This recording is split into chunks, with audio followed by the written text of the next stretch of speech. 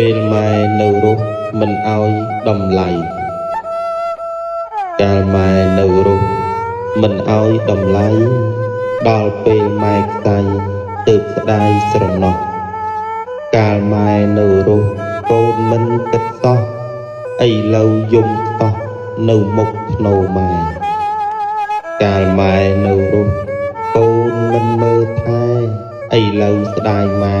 ស្ដាយបានការវ័យកាលម៉ែនៅរស់មិនអោយដំឡៃម៉ែខ្លាយជាដីទើបមកយំស្ដាយពេលម៉ែនៅរស់កូនស្រែកដាក់ម្ដាយមិនដែលខ្វល់ខ្វាយអារម្មណ៍ម៉ែទេកូនខ្លះទុកម៉ែដូចជាខ្ញុំទេកូនខ្លះហ៊ានទេមើលងាយព្រះរស់ម៉ែមានជីវិតកូនខ្លះជេរឆ្លុះ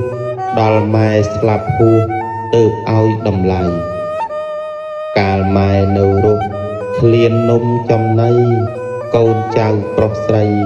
មិនដែលគិតម៉ែកាលម៉ែនៅរស់គ្មានកូនមកក្បែរឥឡូវអស់ម៉ែ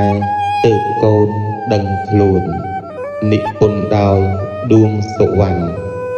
អានដោយព្រះអង្គខ្មៅវត្តច័ន្ទគិរី